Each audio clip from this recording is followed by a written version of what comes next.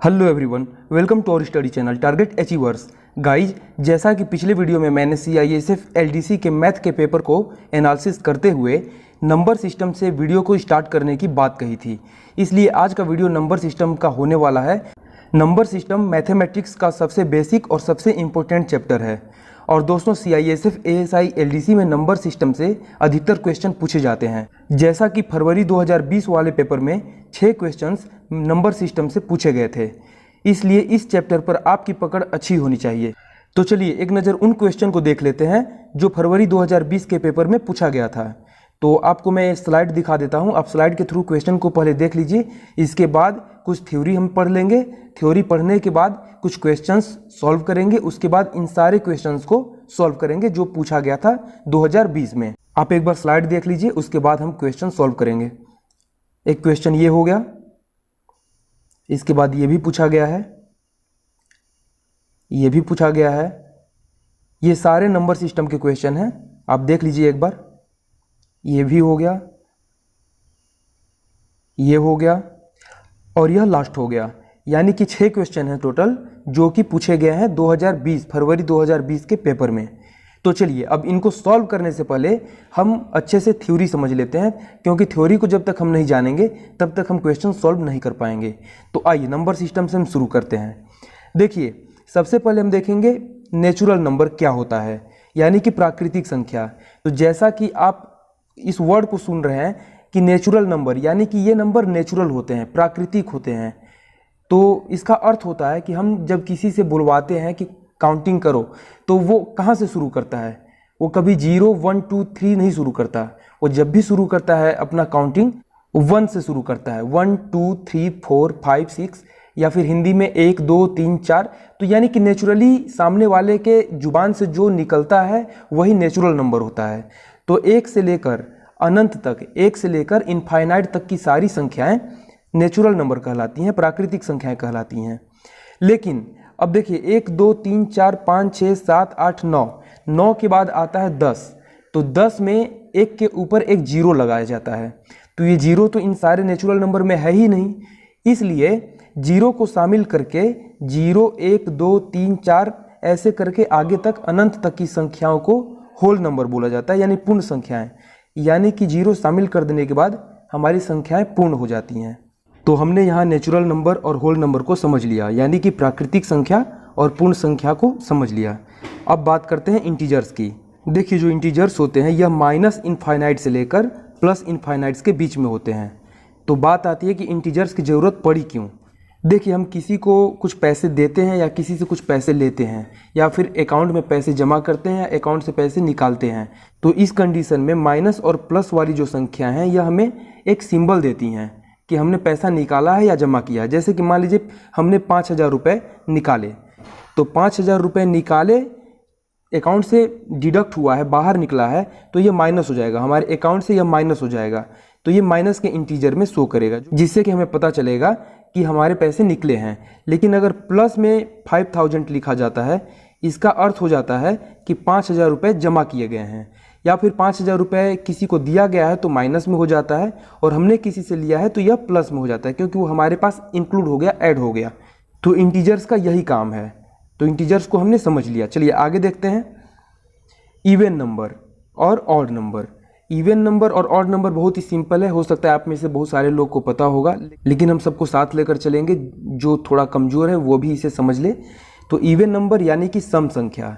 देखिए, 2 के मल्टीप्लाई में, यानी 2 के टेबल में जितनी भी संख्याएं आती हैं इनफाइनाइट तक, वो सारी इवन नंबर यानी कि सम संख्याएं कहलाती हैं। और ऑड नंबर वो होती हैं जो 2 से पूरा डिवाइड ना हो पाएँ, जैसे कि 1 हो गया, 3 हो गया, 5 हो गया, 7 हो गया, ये सारे 2 से डिवाइड नहीं होंगे। तो 1 से लेकर इनफाइनाइट तक की सारी संख्याएं जो 2 से डिवाइड ना हो वो विषम संख्याएं कहलाती हैं, यानी ऑड नंबर कहलाती हैं। तो देखिए, 0 की बात यहाँ नहीं हुई है। जो 0 है वह एक स्पेशल नंबर है, इसलिए 0 ना इवन में आता है और ना ही ऑड में आता है। अब देखते हैं प्राइम नंबर को, यानी कि अभाज्य संख्या। प्राइम नंबर वो नंबर होती है, वो संख्या होती है जो कि या तो स्वयं से डिवाइड हो सके या फिर 1 से डिवाइड हो सके। जैसे कि हम एक संख्या ले लेते हैं 13। 13 या तो 1 से डिवाइड हो सकता है या फिर स्वयं 13 से डिवाइड हो सकता है। इसके अलावा किसी दूसरे नंबर से डिवाइड नहीं होगा, तो 13 एक अभाज्य संख्या हो जाएगा। अब इसके अलावा एक नंबर हम देख लेते हैं 14। 14 अब देखिए 14 जो है 1 से भी डिवाइड होगा, 14 से भी डिवाइड होगा, लेकिन इसके अलावा यह 2 से भी डिवाइड हो सकता है और 7 से भी डिवाइड हो सकता है। यानी कि इसके 2 से ज़्यादा फैक्टर बन रहे हैं, 1 2 7 14। तो ये 14 जो है यह अभाज्य संख्या नहीं होगा, तो 14 एक भाज्य संख्या हो जाता है। इसको हम आगे देखेंगे। तो अभाज्य संख्याएं वो संख्याएं होती हैं जो स्वयं और एक को छोड़कर और किसी संख्या से विभाजित ना हो सकें। तो इसके एग्जाम्पल देख लेते हैं 2 3 5 7 11 13 और इसके बाद अनंत ऐसे ही संख्याएं जो कि स्वयं और एक को छोड़कर किसी और से विभाजित ना हो, ये प्राइम नंबर यानी कि अभाज्य संख्याएं कहलाएंगी। अब बात करते हैं कंपोजिट नंबर यानी कि भाज्य संख्या की। तो जो संख्याएं अभाज्य नहीं होंगी यानी कि जो संख्याएं प्राइम नंबर नहीं होंगी वह कंपोजिट नंबर होंगी यानी भाज्य संख्या होगी। जैसे हम 4 से शुरू करते हैं, 4 6 8। इसमें देखिए 2 शामिल नहीं होगा, 2 तो हो गया प्राइम नंबर, 1 भी शामिल नहीं होगा क्योंकि 1 स्वयं से कटेगा, इसके अलावा किसी से नहीं कटेगा। जब भी भाज्य संख्या शुरू होती है 4 से शुरू होती है। सबसे छोटी भाज्य संख्या 4 और सबसे छोटी अभाज्य संख्या 2। ये चीज़ें याद रखिएगा। कभी कभी पूछा जा सकता है कि सबसे छोटी भाज्य संख्या क्या होगी या फिर सबसे छोटी अभाज्य संख्या क्या होगी, तो ये आप याद रखिएगा। इसके बाद देख लेते हैं 4 हो गया, यह 4 2 और 1 3 संख्याओं से विभाजित होंगी। इसी तरह 6 भी भाज्य संख्या होगी जो कि 1 2 3 और 6 से विभाजित होगी। ऐसे ही जो भी संख्याएं स्वयं और एक को छोड़कर अन्य किसी भी संख्या से विभाजित हो जाए वह भाज्य संख्या कहलाएगी। चलिए आगे देखते हैं। रेशनल नंबर यानी कि परिमेय संख्या। देखिए रेशनल नंबर वह संख्या होता है जो p/q के रूप में होता है, यानी कि जैसे 2/3 हो गया या 1/3 हो गया या ऐसा कोई भी संख्या जो p/q के रूप में हो वह रेशनल नंबर कहलाएगा। लेकिन इसके साथ एक कंडीशन है कि q = 0 नहीं होना चाहिए। जैसे कि हम एग्जाम्पल के रूप में समझ लेते हैं।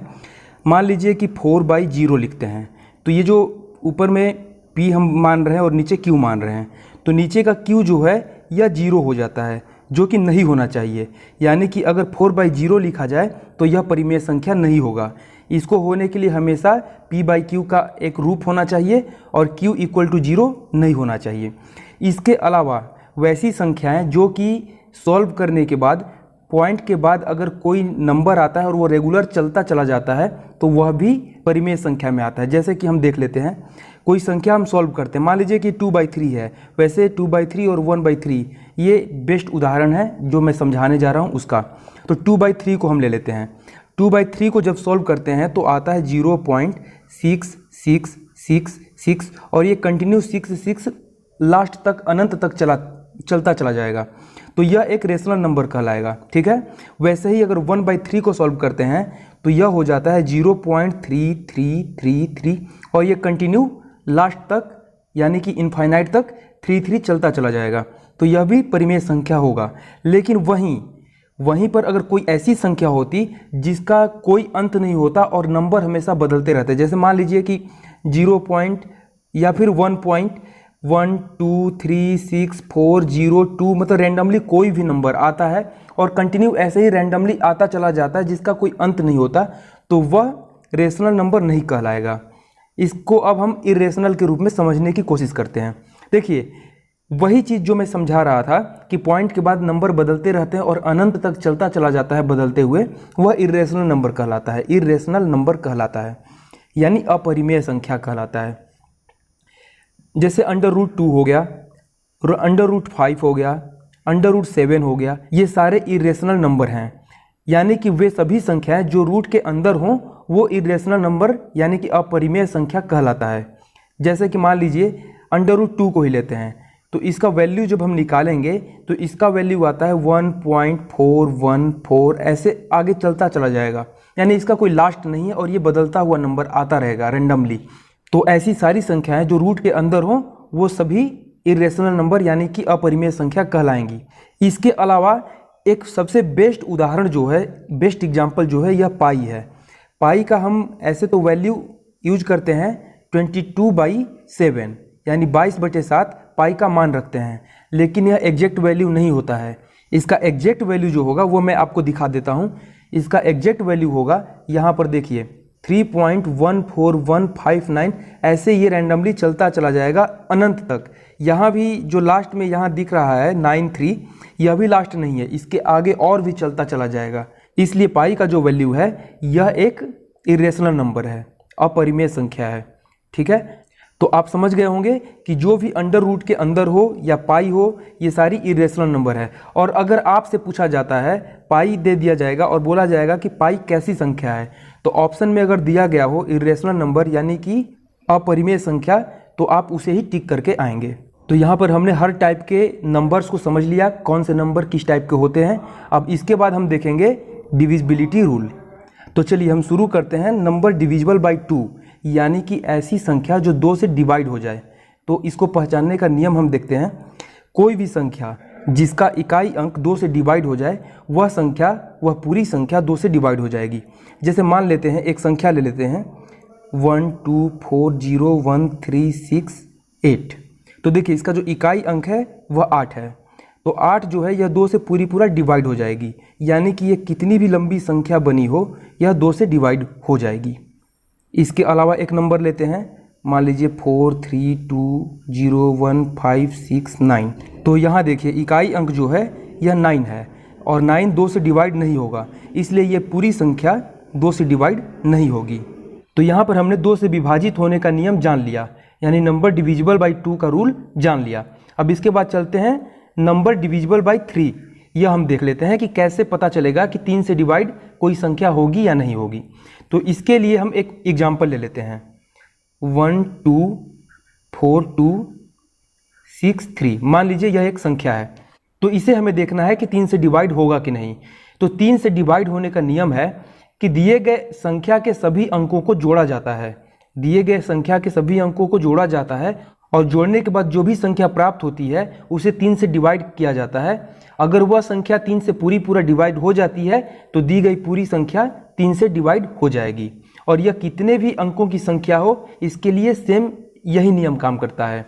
तो एक बार चेक करके देखते हैं। 1 और 2 जोड़ते हैं 3, 3 और 4 7, 7 2 9, 9 6 15 और 15 3 18। यानी 18 को 3 से डिवाइड करके हम देखेंगे तो यह 3 से 6 बार में पूरा कट जा रहा है। 3 से 18 6 बार में पूरा कट जा रहा है, यानी कि यह दिया गया जो संख्या है 1 2 4 2 6 3, यह 3 से पूरा कट जाएगा। ठीक है, तो 3 से डिवाइड होने का नियम आपने जान लिया। एक बार एक संख्या और चेक कर लेते हैं। मान लीजिए 2 4 0 6 9 0, यह एक संख्या है। इसे चेक करना है तो पहले सबको जोड़ लीजिए। तो जोड़ते हैं 4 2 6 6 6 12 और 12 9 21। 21 को हम 3 से डिवाइड करेंगे तो यहाँ पर हमें प्राप्त होता है 7, यानी 21 3 से 7 बार में कट जाएगा, यानी कि ये दी गई पूरी संख्या 3 से डिवाइड हो जाएगी। ठीक है, तो 3 से डिवाइड होने का नियम हमने सीख लिया।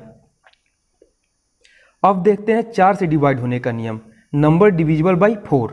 तो यह बहुत ही सिंपल है। मान लीजिए कोई संख्या ले लेते हैं 1 4 2 6 8 4।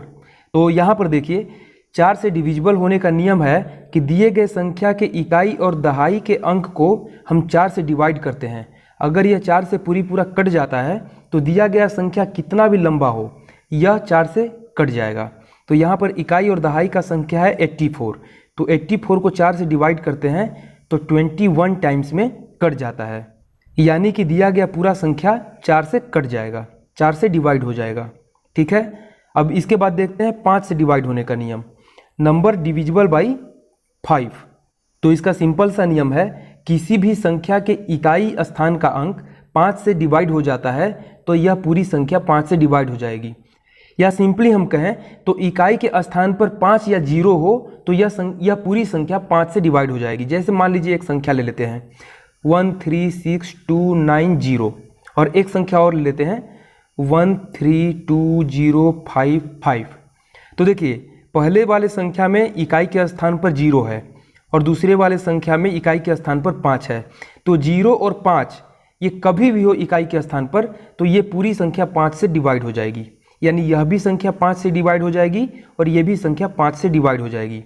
अगर वहीं पर ये 0 के जगह पर 1, 2, 3, 4 कोई दूसरा अंक होता तो ये संख्या डिवाइड नहीं होती। मान लीजिए ये पहले वाले में देख लेते हैं, इसको 0 को 2 कर देते हैं। अब ये संख्या 5 से डिवाइड नहीं होगी। तो आपने जान लिया कि 5 से डिवाइड होने के लिए इकाई के स्थान का अंक 5 से डिवाइड होना चाहिए, यानी कि 0 या 5 इकाई के स्थान का अंक होना चाहिए। इसके बाद देखते हैं अब नंबर डिविजिबल बाई 6, 6 से डिवाइड होने का नियम हम देखते हैं।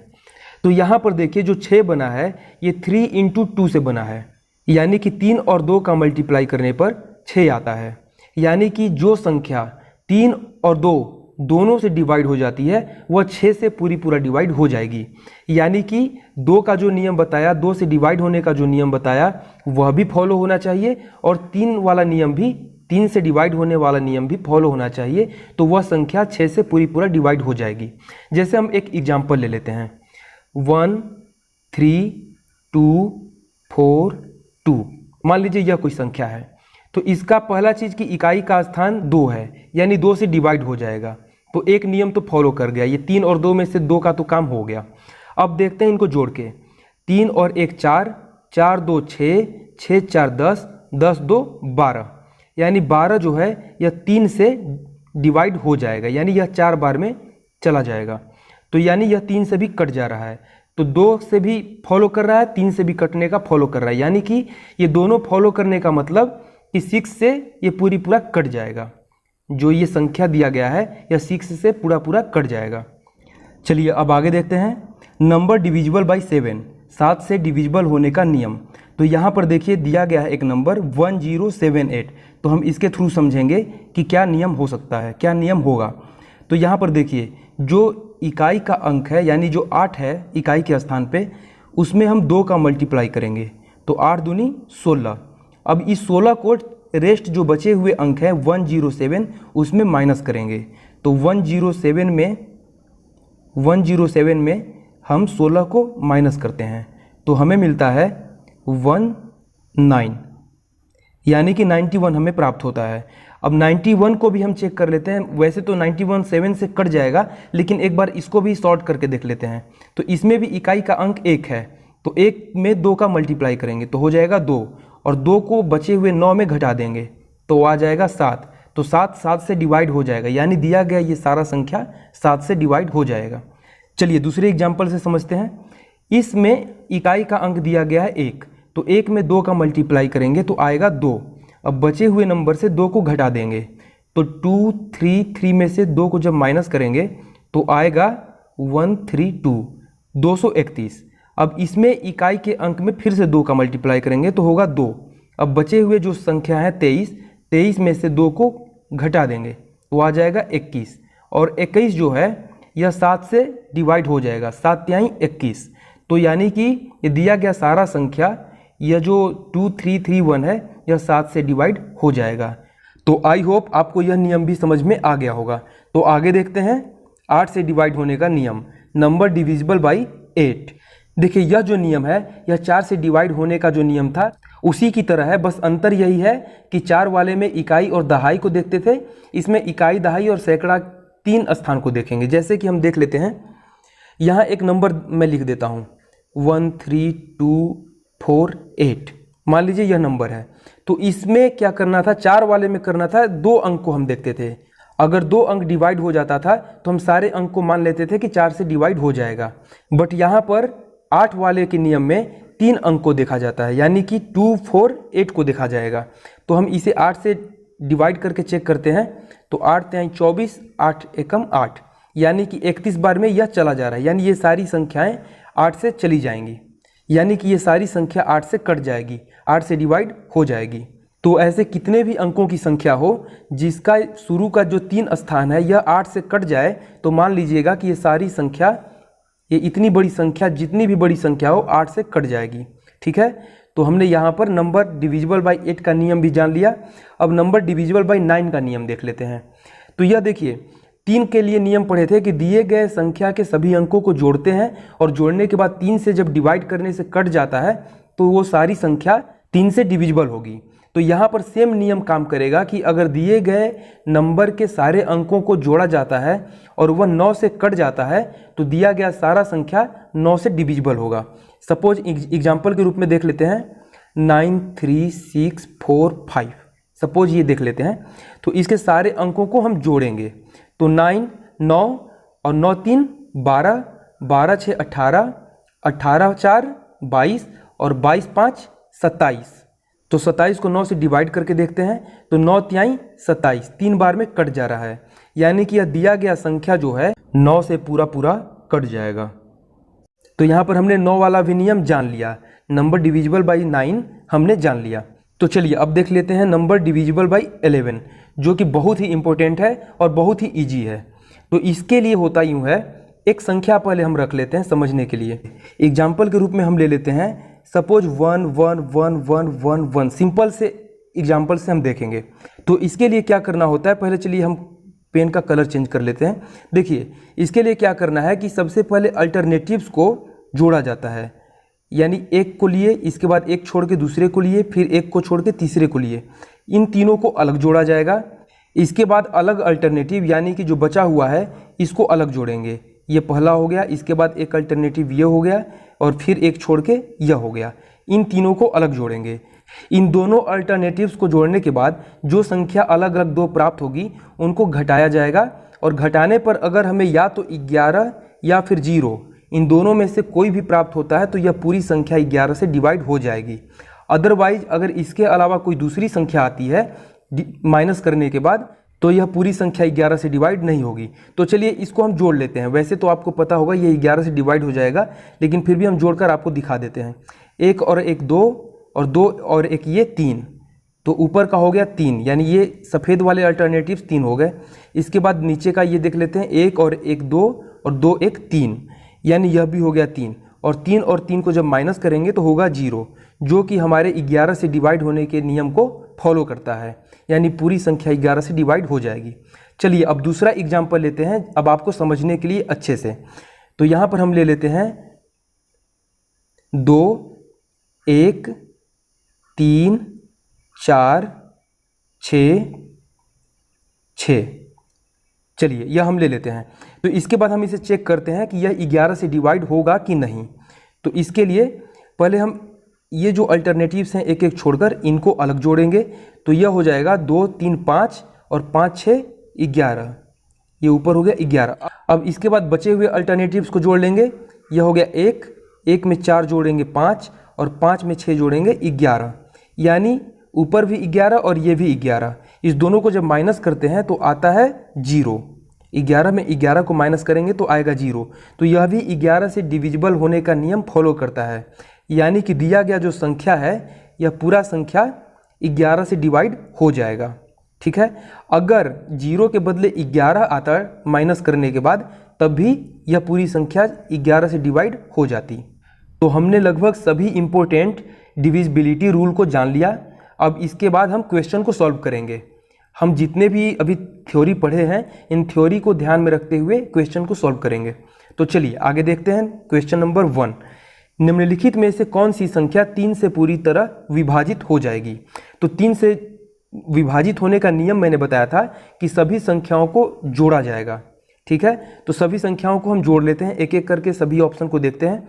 तो इसको जोड़ते हैं तो 4 2 6 6 5 11 और 11 8 19, यानी कि यह 3 से डिवाइड नहीं होगा।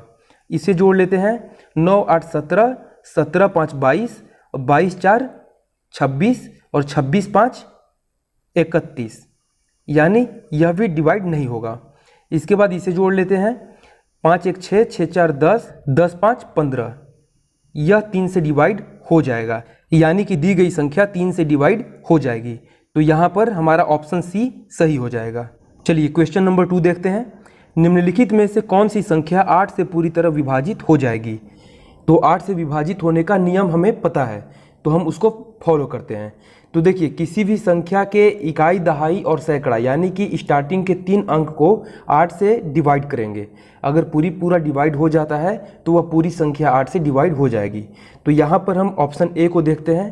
तो 3 अंक है 573, तो 573 को हम डिवाइड करेंगे तो यह डिवाइड नहीं होगा, क्योंकि देखिए 8 से डिवाइड होने के लिए पहली चीज़ कि 8 एक सम संख्या है, तो सम संख्या से डिवाइड होने के लिए इकाई का अंक जो है यह सम होना चाहिए। यह तो कॉमन सेंस की बात है, तो आप खुद ही सोच लीजिए। तो ये 573 नहीं होगा, जिसके चलते ये ऑप्शन ए पूरा का पूरा डिवाइड 8 से नहीं होगा। ऑप्शन बी देखते हैं, तो 862 8 से डिवाइड करते हैं तो 8 से ये एक बार में 8 कम 8 8 सत्ते 56, यानी कि यह भी नहीं होगा, यह भी 8 से डिवाइड नहीं होगा। आप करके देख लीजिएगा। ऑप्शन सी को देखते हैं, तो यहाँ पर 3 अंक दिया गया है 426, 8 से डिवाइड करते हैं तो 8 5 40 बचा 2, 8 3 24, यानी कि यह भी नहीं हो पाएगा। ठीक है, तो ऑप्शन ए बी सी तीनों नहीं होगा, तो ऑब्वियस सी बात है ऑप्शन डी आंसर सही होगा। लेकिन हम इसे ट्राई कर लेते हैं। 256 को हम 8 से डिवाइड करते हैं तो 8 3 24 बचा 1, तो 16 हो जाएगा।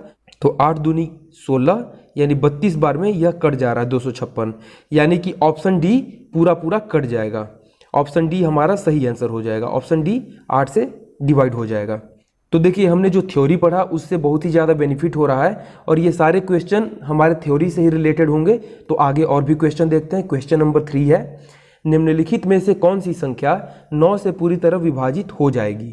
तो 9 से विभाजित होने का नियम हमने पढ़ा है कि सारे अंक को जोड़ेंगे, अगर 9 से इनके जोड़ने के बाद जो संख्या प्राप्त होती है वह 9 से डिवाइड हो जाती है, तो दी गई संख्या 9 से विभाजित हो जाएगी। तो हम ऑप्शन ए को पहले जोड़ते हैं। 9 1 10, 10 2 12, 12 6 18, 18 5 23 और 23 4 27, 23 4 27, 27 को हम 9 से डिवाइड करेंगे तो देखिए यह 9 3 27, 3 बार में यह डिवाइड हो जाता है, यानी कि यह ऑप्शन ए बिल्कुल सही आंसर होगा। ऑप्शन ए हमारा सही आंसर होगा। इसके आगे हमें देखने की ज़रूरत है ही नहीं, क्योंकि हमें हमारा सही आंसर मिल चुका है। चलिए आगे देखते हैं। नेक्स्ट क्वेश्चन दिया गया है, निम्नलिखित में से कौन सी संख्या 11 से पूरी तरह विभाजित हो जाएगी।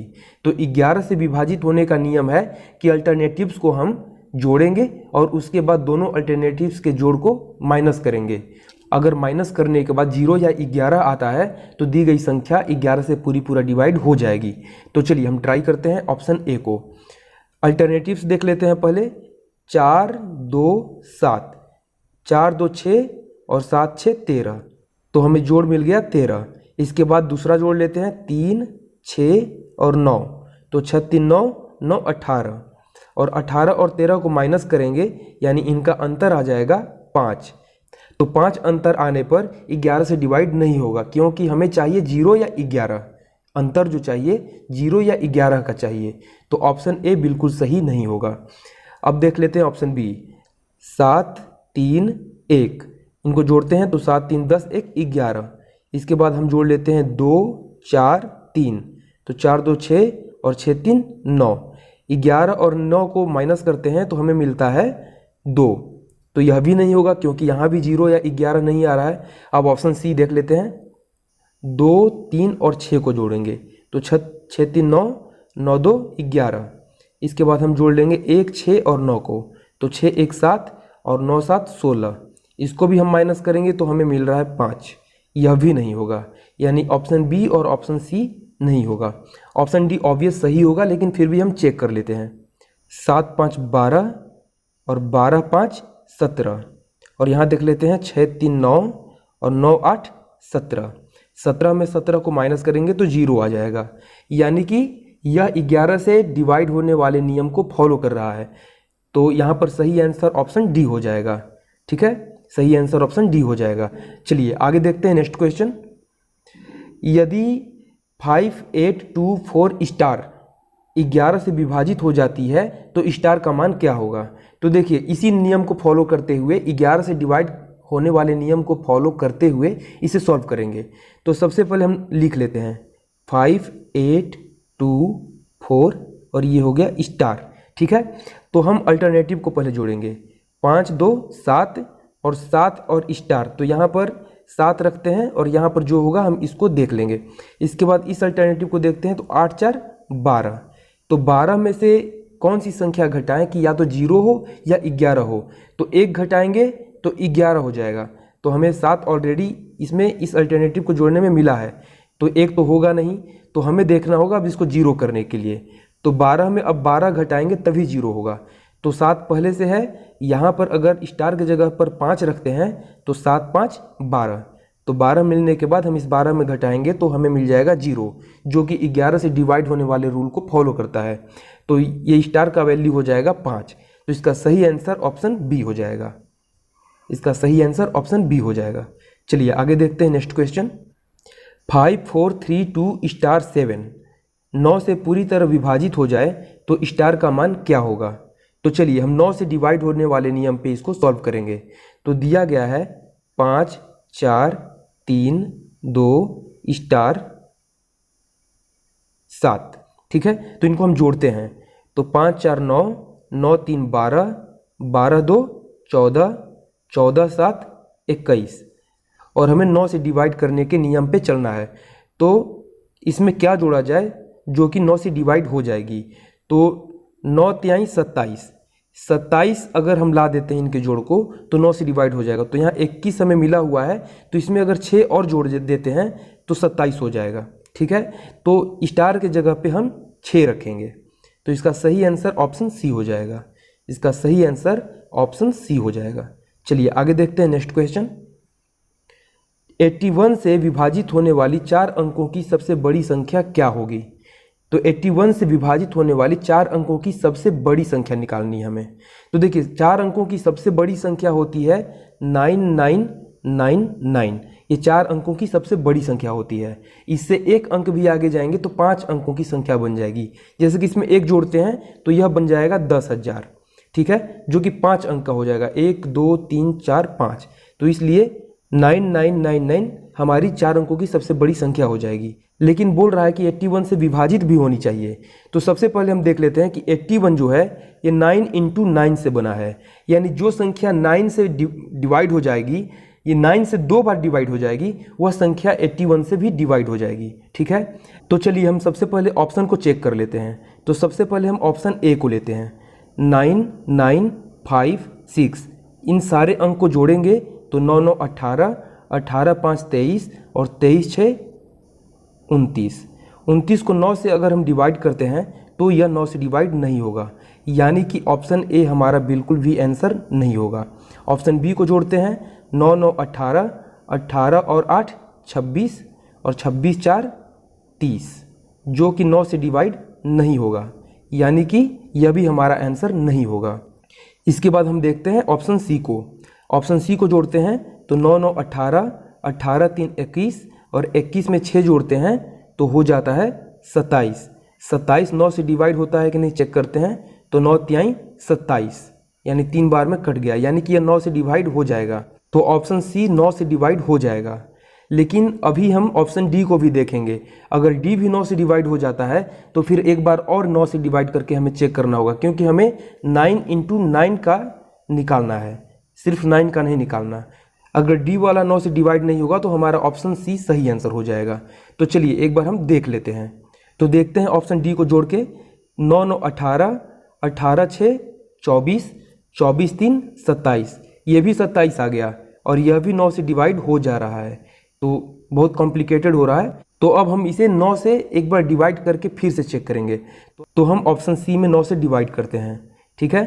तो 9 1 कम 9, 9 1 कम 9, 0, 9 चौके 36, ये हो गया हमारा ऑप्शन सी। अब फिर से इनको चेक करते हैं कि 9 से कटता है कि नहीं, ठीक है।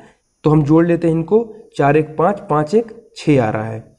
तो 6 आ रहा है, हमें चाहिए 9 या 9 से ज़्यादा जो कि 9 से डिवाइड हो जाए, तो ये तो नहीं होगा।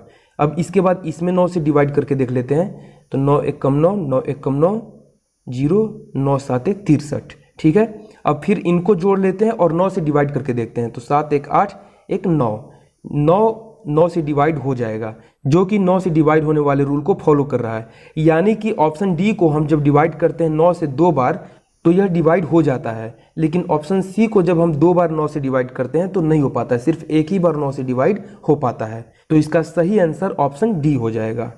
एक बार फिर से समझा देता हूँ, 81 जो है यह 9 × 9 से बना है, यानी कि जो संख्या 9 से 2 बार कट जाएगी, 9 से 2 बार अगर कोई संख्या डिवाइड हो जाएगी तभी वह संख्या 81 से डिवाइड हो पाएगी। ठीक है, तो यहाँ पर ऑप्शन डी जो है 9 से 2 बार डिवाइड हो रही है, तो ऑप्शन डी सही हो जाएगा।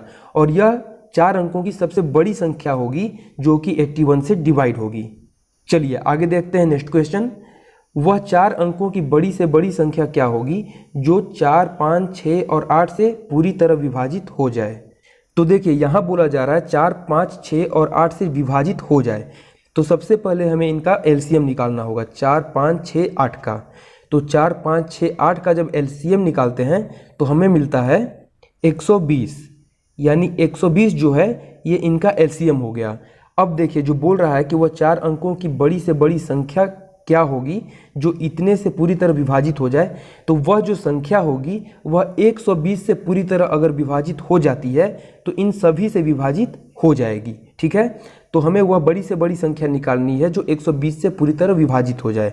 तो यहाँ पर देखिए 120 से जो भी संख्या विभाजित होगी उसके लास्ट में 0 जरूर होगा, जैसे कि ऑप्शन बी में देख रहे हैं लास्ट में 0 है, तो यही एक संख्या है जिसमें कि 0 है, बाकी किसी में 0 नहीं है।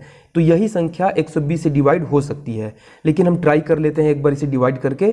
तो 12, 8 96, बचा 36, 12 तिहाई 36, 83 और 0, 830 बार में यह ऑप्शन बी कट जा रहा है, यानी कि 9960 जो है यह इन सभी संख्याओं से विभाजित हो जाएगी। यह तो हुआ एक नियम, लेकिन यह थोड़ा लेंदी हो गया। अब आपको शॉर्ट ट्रिक्स बताता हूँ। यहाँ पर देखिए इन सभी से डिवाइड होने के लिए सबसे पहले आपको क्या करना है, एक एक को चेक कर लेना है कि किससे किससे कौन कौन सा डिवाइड हो रहा है। तो हम सीधा ले लेते हैं 5 से डिवाइड होने वाले को।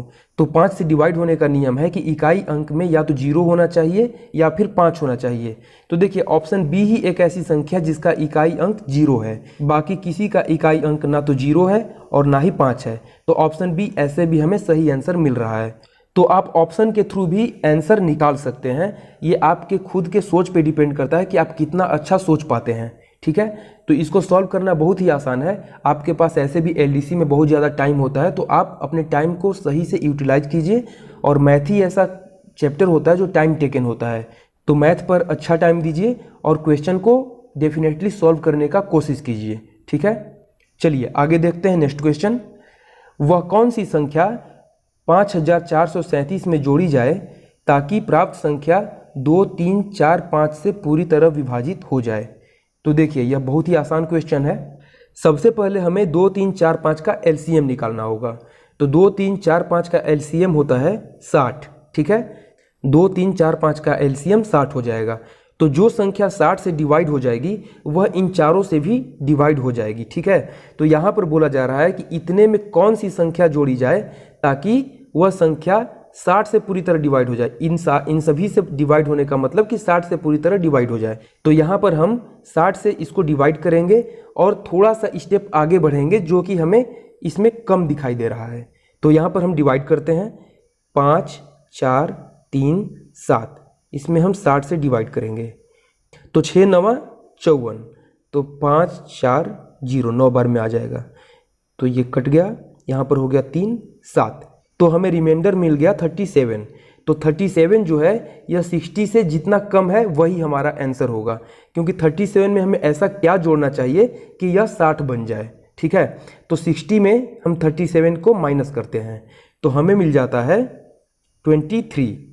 माइनस करने पे हमें 23 मिल जाता है, तो इसका सही आंसर 23 हो जाएगा। अगर हम 5437 में 23 यानी कि 23 जोड़ते हैं तो यह 60 से पूरा डिवाइड हो जाएगी, और अगर 60 से डिवाइड हो जाएगी तो 2, 3, 4 और 5 से भी पूरा डिवाइड हो जाएगी। तो इसका सही आंसर ऑप्शन ए हो जाएगा। चलिए नेक्स्ट क्वेश्चन देखते हैं। लगातार 2 सम संख्याओं का गुणनफल इतना है, छोटी संख्या क्या है। तो देखिए इसको सॉल्व करना बहुत ही आसान है और मैं आपको रिकमेंड करूंगा कि आप ऑप्शन को देख के ही सॉल्व करें, क्योंकि यह शॉर्ट टाइम में बनेगा और लेंदी भी नहीं होगा। ठीक है, तो इसको हम चेक करते हैं। देखिए छोटी संख्या हमें प्राप्त करनी है, तो छोटी संख्या को मानते हैं 760। तो लगातार 2 सम संख्या है, तो छोटी संख्या 760 होगी, तो बड़ी संख्या 762 होगी, क्योंकि लगातार 2 सम संख्या है। ठीक है, तो जब बड़ी संख्या 762 होगी तो हम इकाई अंक को जब मल्टीप्लाई करेंगे तो हमें लाना है यहाँ पर 8, इकाई अंक 8 लाना है। तो अगर 0 को इस 2 में मल्टीप्लाई करते हैं तो हमें मिलता है 0 इक्वल टू 0 और यहाँ लाना है 8, तो ऑप्शन ए नहीं होगा। ऑप्शन बी को चेक करते हैं। 762 है छोटी संख्या, तो बड़ी संख्या होगी 764।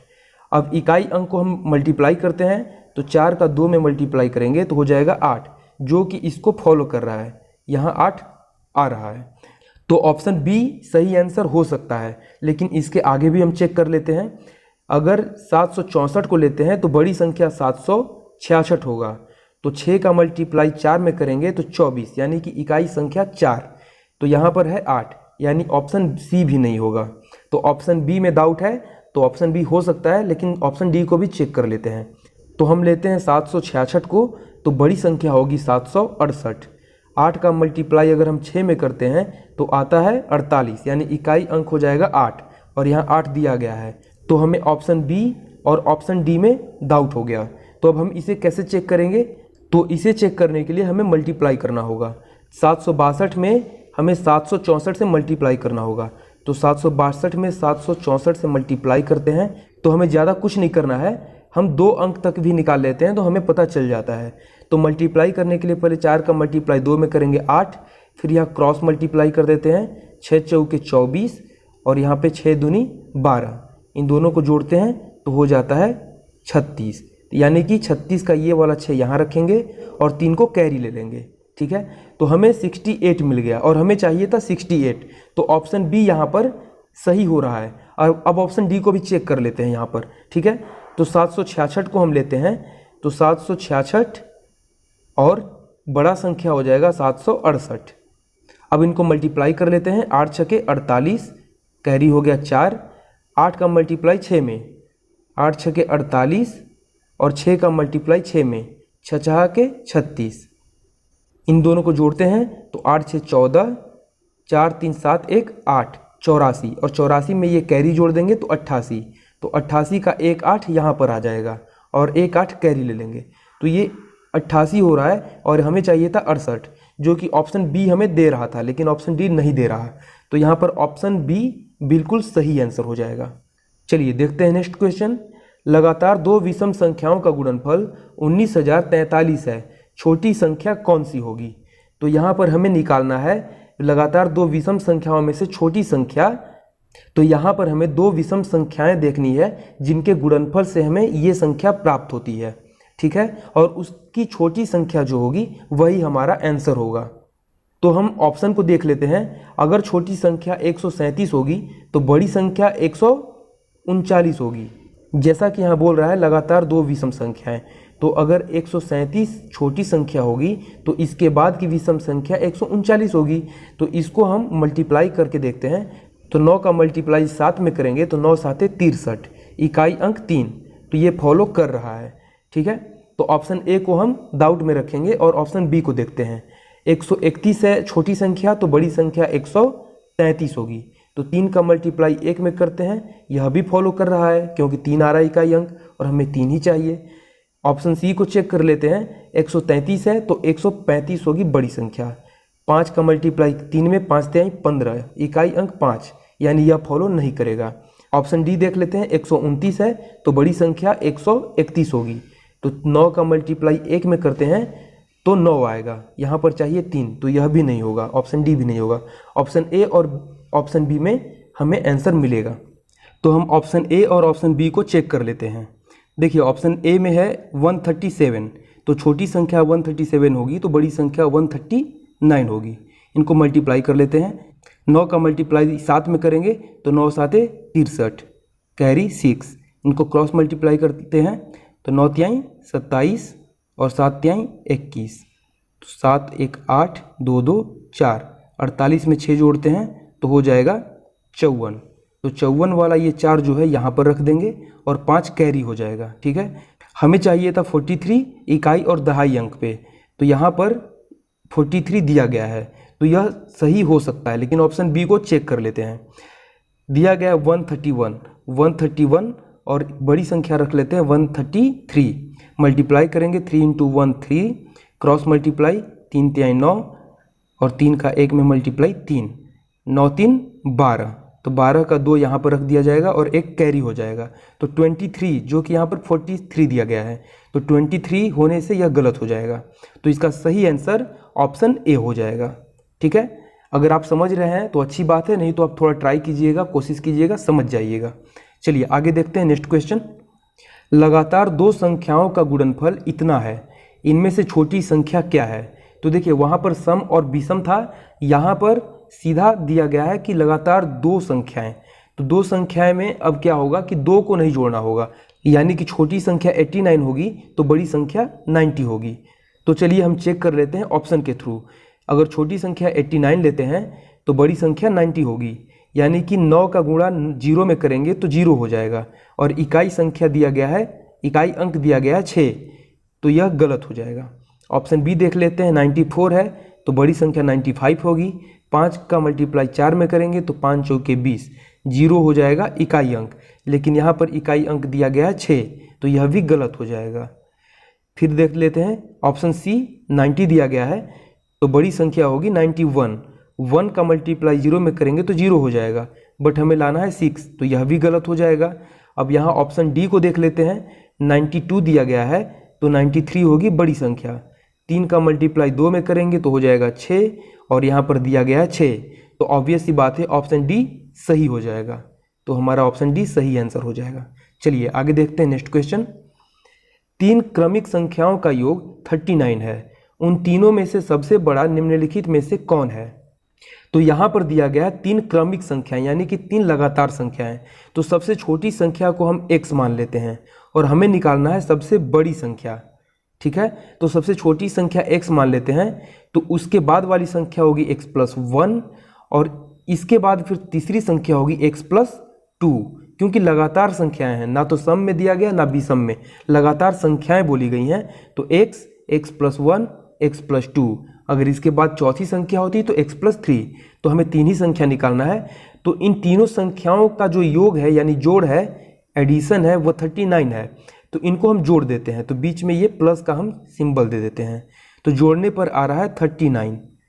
तो हमें x का वैल्यू यहाँ पर निकल के आ जाएगा सामने। तो x, x, x तीनों को जोड़ेंगे तो 3x, इसके बाद 1 और 2 इनको जोड़ेंगे तो +3 = 39। अब ये 3 जो है यह इधर जाएगा तो माइनस में हो जाएगा, तो 3x = डायरेक्ट 39 में हम 3 को माइनस कर देते हैं तो हो जाएगा 36। अब x का वैल्यू निकालने के लिए 3 को 36 में डिवाइड में चला जाएगा, तो 3 से 36 को डिवाइड करेंगे तो हो जाएगा 12, यानी 12 × 36, तो 12। x = आ गया 12, x = आ गया 12।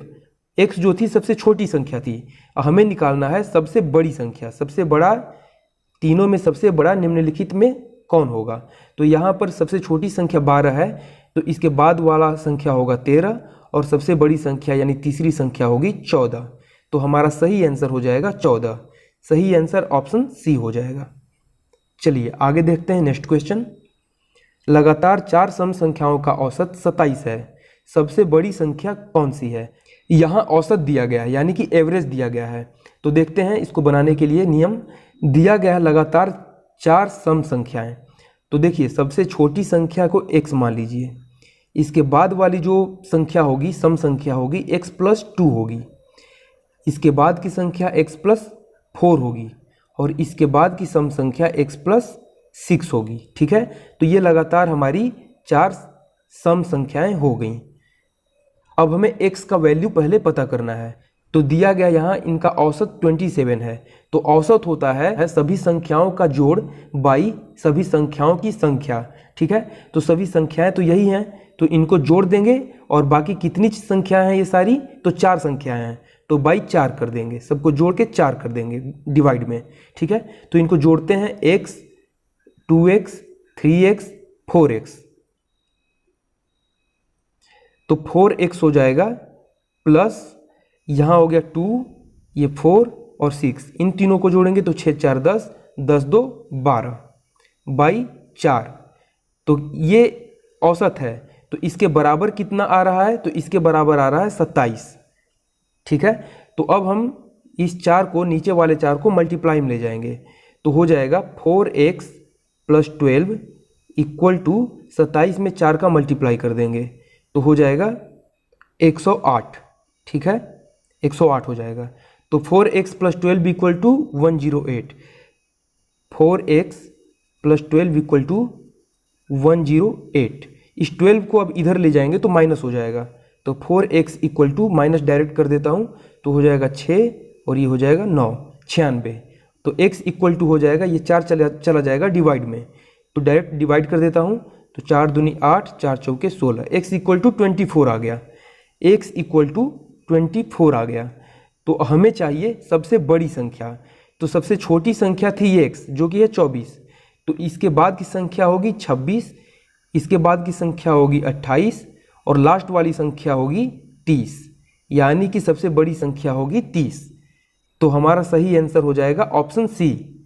या फिर हमने माना था सबसे बड़ी संख्या x + 6, तो x का वैल्यू 24 है, इसमें 6 जोड़ देते हैं तो हो जाएगा 30। तो हमारा सही आंसर ऑप्शन सी हो जाता है। चलिए आगे देखते हैं नेक्स्ट क्वेश्चन। आपको कहीं भी प्रॉब्लम होता है आप कमेंट कीजिए, आपको सारा सॉल्यूशन समझा दिया जाएगा कमेंट के थ्रू। हो सकता है पढ़ाने में कहीं हल्की सी एरर हो गई हो, मिस्टेक हो गई हो, बट अपनी तरफ से मैंने सही करने का कोशिश किया है। अगर ऐसा प्रॉब्लम होगा तो आप कमेंट कीजिए, मैं आपको जवाब जरूर दूंगा। अगर गलतियां होंगी उसे सुधार कर बताऊंगा, लेकिन आपको रिप्लाई जरूर मिलेगा। तो चलिए देखते हैं क्वेश्चन। एक संख्या और संख्या के 2/5 के बीच 30 का अंतर है, संख्या का पता लगाइए। तो देखिए संख्या को सिंपली आप x मान लीजिए और संख्या का 2/5 यानी कि x का 2/5, ठीक है। तो इन दोनों के बीच का अंतर दिया गया है 30, तो हम माइनस कर देते हैं, इक्वल टू हो जा रहा है 30। यही क्वेश्चन बोल रहा है। आप क्वेश्चन के अकॉर्डिंग चलिए, आपका सॉल्यूशन अपने आप होता चला जाएगा। तो चलिए इसको सॉल्व करते हैं। तो 5 का मल्टीप्लाई ऊपर कर देते हैं, 5x - 2x / 5 इक्वल टू 30। इन दोनों को माइनस ऊपर वाले को कर लेते हैं तो हो जाएगा, ये हो जाएगा 3x, ठीक है। तो हमारा बन जाएगा 3x / 5 इक्वल टू 30।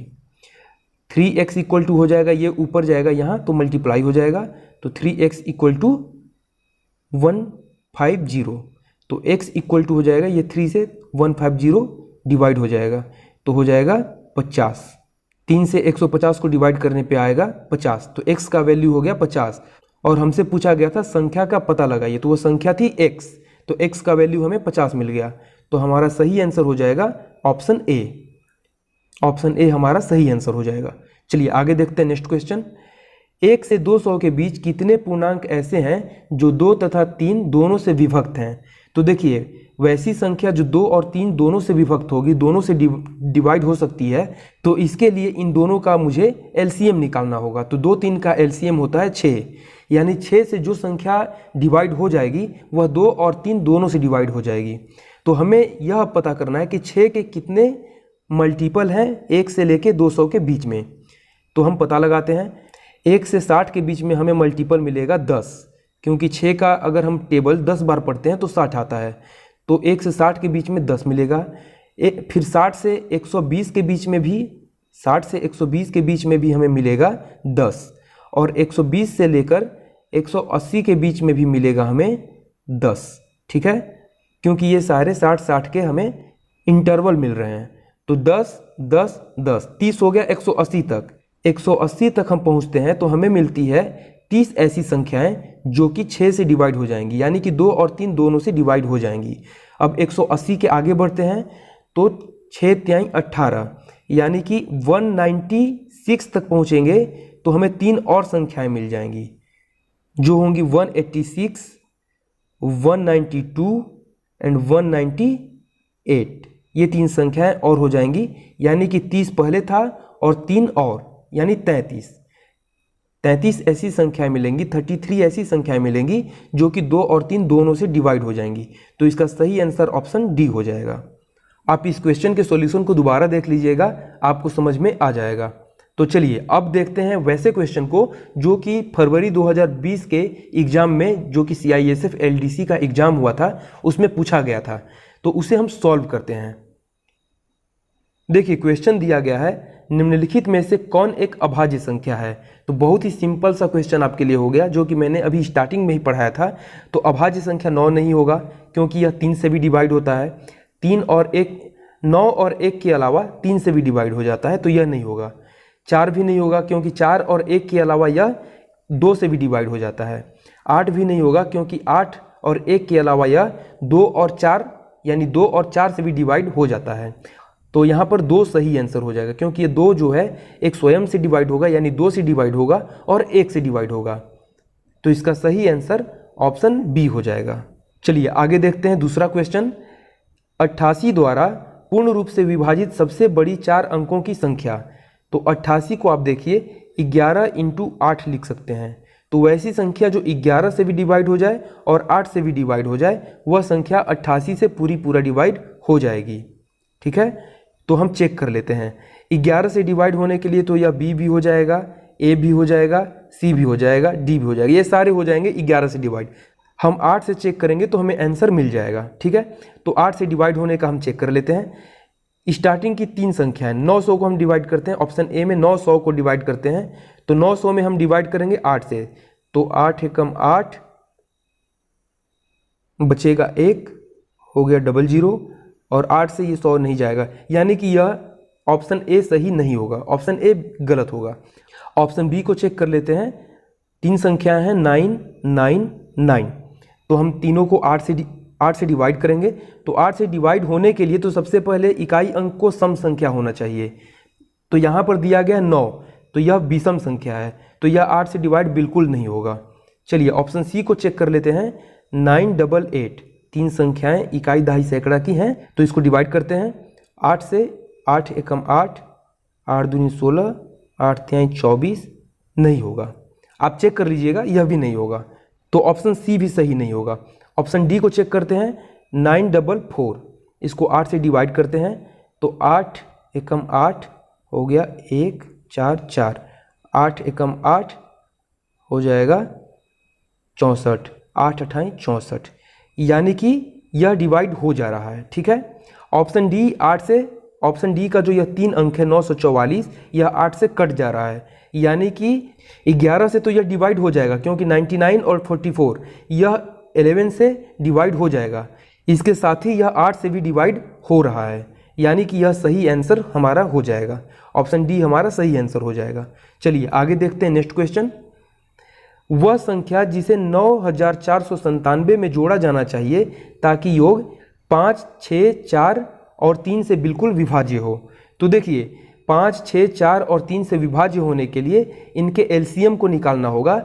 अगर इनके एलसीएम से जो संख्या विभाजित हो जाती है वह इन सभी से विभाजित हो जाएगी। तो 5, 6, 4, 3 का एलसीएम हो जाएगा 60। ठीक है, आप निकाल के ट्राई कर लीजिए, इनका एलसीएम हो जाएगा 60। तो हमें ऐसी संख्या चाहिए जो 60 से डिवाइड हो जाए। तो दिया गया है 2497, इसको हम 60 से डिवाइड करेंगे। ठीक है, और बोल रहा है कि ऐसी कौन सी संख्या जोड़ी जानी चाहिए।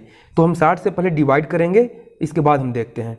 तो 60 से डिवाइड करेंगे तो 6 चौके 24, यानी कि 240 हो जाएगा 4 बार में, तो निकला 97। फिर अगर एक बार में करते हैं तो हो जाएगा 60, तो यह थोड़ा सा ज़्यादा हो जाएगा, तो हम इसको 2 बार में करेंगे। तो 6 दूनी 12, 120, तो 97 से 120 कितना ज़्यादा है, तो 13 ज़्यादा है। ठीक है, तो हमारा सही आंसर 13 हो जाएगा। 97 में अगर 13 जोड़ते हैं तो हो जाएगा 120, जो कि 60 से पूरा कट जाएगा। अगर 60 से पूरा कट जाएगा तो 5, 6, 4 और 3 से भी पूरा कट जाएगा। तो हमारा सही आंसर ऑप्शन बी हो जाएगा। चलिए आगे देखते हैं नेक्स्ट क्वेश्चन। कम से कम किस संख्या को 1056 में जोड़ा जाना चाहिए ताकि योग 23 से पूरी तरह विभाज्य हो जाए। देखिए ये सारे क्वेश्चन एलडीसी के पूछे हुए हैं, तो इनको अच्छे से प्रैक्टिस कर लीजिए और जो मैंने पढ़ाया है उनको भी प्रैक्टिस कर लीजिए, क्योंकि क्वेश्चन यहीं से आएंगे, इसलिए आपको पूरा प्रिपरेशन करके जाना है। तो चलिए क्वेश्चन को सॉल्व करते हैं। कम से कम किस संख्या को इतना में जोड़ा जाना चाहिए ताकि योग 23 से पूरा विभाजित हो जाए। तो देखिए 1056 में 23 से डिवाइड करेंगे। ठीक है, तो 23 से डिवाइड करेंगे 4 बार में, 23 चौके 92, 23 चौके 92, 92 को हम घटाते हैं 105 में तो हो जाएगा 3 और 1, यहाँ आ जाएगा 6। तो 23 का अब मल्टीप्लाई करते हैं, जो कि 136 से थोड़ा सा आगे जाना चाहिए। 23 का मल्टीप्लाई ऐसा करेंगे कि 136 से थोड़ा आगे जाना चाहिए हमारा मल्टीप्लिकेशन के बाद। तो यहाँ पर हम 23 में 6 से मल्टीप्लाई करेंगे, तो मल्टीप्लाई करने पे आता है 6 3 18 और 6 दूनी के 12 1 13 138। 136 से 2 ज़्यादा आ रहा है 138, तो यहाँ पर सही आंसर हो जाएगा ऑप्शन सी। अगर 136 में हम 2 जोड़ देते हैं तो 138 आ जाता है, जो कि 23 से पूरा कट जाएगा। तो यहाँ पर 156 में 2 जोड़ देंगे तो जो संख्या आएगी 1058, यह 23 से पूरा कट जाएगी। तो ऑप्शन सी हमारा सही आंसर हो जाएगा। चलिए आगे देखते हैं क्वेश्चन।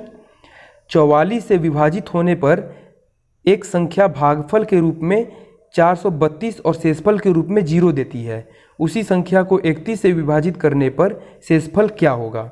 तो देखिए यहाँ पर बोला जा रहा है 44 से अगर विभाजित करते हैं यानी डिवाइड करते हैं तो हमें भागफल 432 मिलता है और शेषफल यानी कि रिमाइंडर 0, यानी रिमाइंडर कुछ बचता नहीं है। तो वह संख्या क्या होगी, सबसे पहले हमें यह देखना होगा। तो अगर इन दोनों को मल्टीप्लाई करते हैं तो हमें संख्या मिलती है 19,008। अब मल्टीप्लाई करके चेक कर लीजिएगा, बट यहाँ मैं पहले से मेंशन करके रखा हूँ। तो 19,008 मल्टीप्लाई करने पर होगा। अब देखिए बोल रहा है कि उसी संख्या में 31 से विभाजित करने पर शेषफल क्या होगा। तो 19,008 में हम 31 से डिवाइड कर देते हैं। तो 31 से डिवाइड करने पर क्या होता है चेक करते हैं। 31 का मल्टीप्लाई 6 में करेंगे तो हो जाएगा 186। तो 190 में 186 घटाएंगे तो बचेगा 4। ये 08 को हम ज्यों का त्यों रख देते हैं। अब हम कर देते हैं 31 में 1 का मल्टीप्लाई, तो हो जाएगा 31। 31 को हम 40 में घटा देंगे तो हो जाएगा 9, और ये 8 को फिर ज्यों का त्यों रख देते हैं। अब 98 को हम 31 से डिवाइड करेंगे, तो 3 बार में अगर करेंगे तो हो जाएगा 93। 31 तिहाई 93। तो यहाँ पर हम 93 जब लिखते हैं तो बचता कितना है 5। 98 में 93 माइनस करेंगे तो 5 बचेगा, तो यहाँ पर रिमाइंडर 5 बचेगा।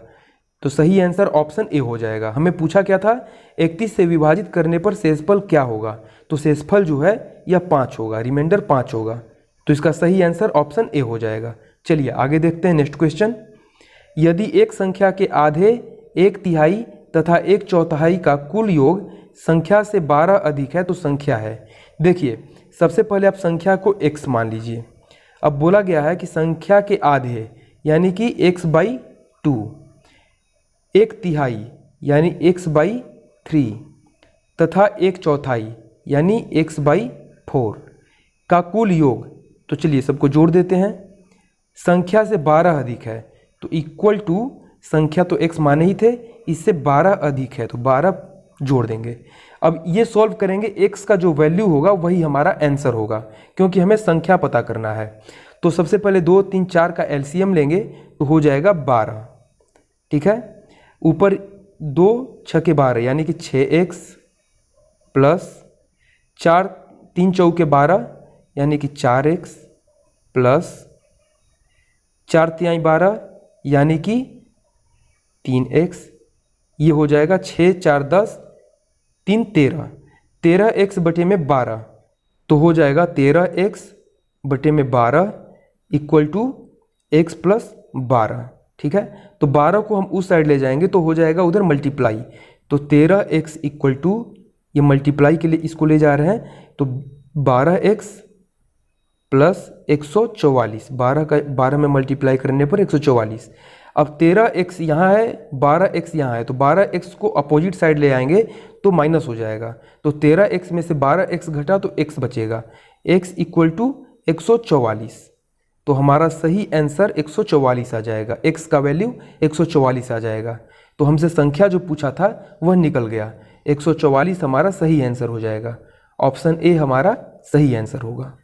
तो यह हमारा लास्ट का 6 क्वेश्चन था, जो कि CISF ASI LDC 2019 जिसका पेपर फरवरी 2020 में हुआ था, इसमें पूछा गया था, जो कि नंबर सिस्टम का क्वेश्चन था। तो हमने नंबर सिस्टम को बहुत हद तक पढ़ लिया है, लेकिन कुछ और क्वेश्चन हम कराएंगे अगले वीडियो में। एक और वीडियो लेकर आऊँगा जो कि नंबर सिस्टम का ही होगा। इन 2 वीडियोज़ के अंदर हम नंबर सिस्टम को कम्प्लीटली ख़त्म कर लेंगे। और हाँ, अगर आपने इस चैनल को अभी तक सब्सक्राइब नहीं किया है तो ज़रूर सब्सक्राइब कर लें, क्योंकि ऐसे ही वीडियोज़ आगे भी आते रहेंगे। और मैं अपने पढ़ाने के तरीके को और भी इम्प्रूव करके आपके सामने लाऊंगा, जिससे कि आपको पढ़ने में और भी ज़्यादा आसानी हो। तो चलिए मिलते हैं अगले वीडियो में और भी नए कंटेंट के साथ। तब तक के लिए धन्यवाद।